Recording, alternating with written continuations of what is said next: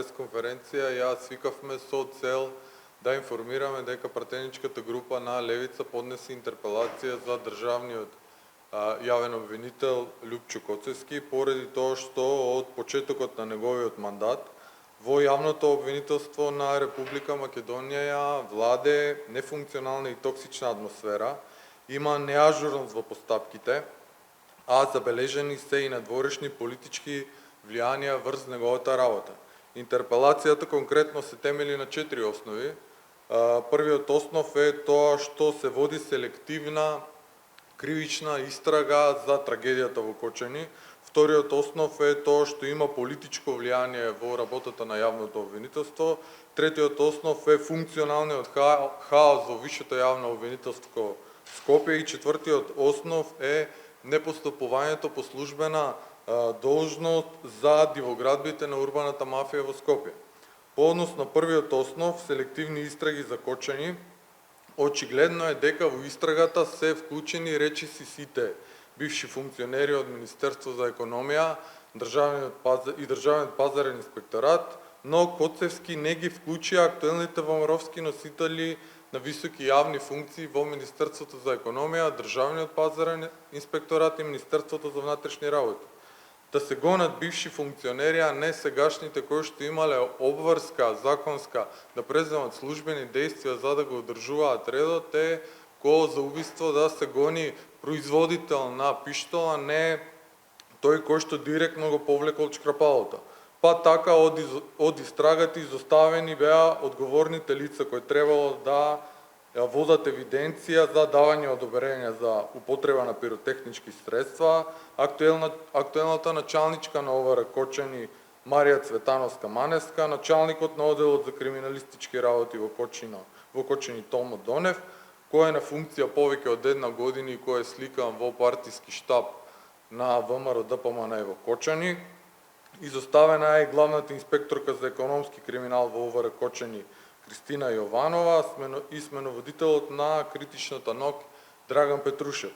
Во ситуација кога под истрага се беа бившата државна секретарка на Министерство за економија и поранешниот директор на Државниот пазарен инспекторат, нејасно е зошто сегашниот државен секретар Јумни и сегашниот директор на Државниот пазарен инспекторат Владко Стојковски беа изземени од истрагата. Подоцна некои од наведените беа вклучени во истрагата, но легитимна е дилемата зошто им беа оставени цели 3 месеци во кои што можат да влијат на сведоци и на докази и да ја саботираат истрагата против нив. По однос на вториот основ, политичкото влијание врз работата на јавното обвинителство се гледа од целата институционална и вонинституционална војна која што ја водеа власта и владеачката партија ВМРО ДПМН против јавниот обвинител на Република Македонија Коцевски до моментот кога се случи трагедијата во Кочани и кога се отвори можност да се гонат и ВМРО-вски кадри и во тој момент власта се попишмани. Ако се сеќавате, владата покрена постапка за смена на Коцевски,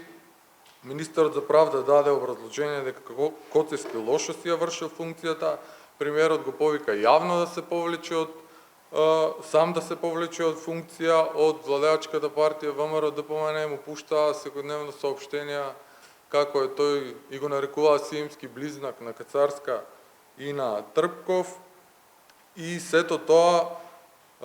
наеднаш се смени кога се отвори можност да бидат гонети ВМРО-вски кадри и постапката беше прекината. Веднаш по изјавата на премиерот дека ќе ја сопре постапката, снема кворум на Советот на јавни обвинители, а потоа се даде негативно мислење за негова смена. По однос на третиот основ, во изминатата година Висшето јавно обвинителство во Скопје беше центар на серија скандали кои сериозно го нарушија угледот на институцијата и отворија сомнеж за политички влијанија и внатрешни пресметки. Познати се случаите со обвинителите Хајрулахи и Цветановски, а по однос на четвртиот основ, селективноста и партиското влијание во работата на јавниот обвинител Коцевски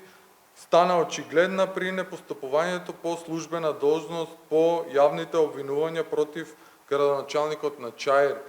Висар Ганио одвреди за нелегално легализирање дивоградби во Чаир. Ганио е кадар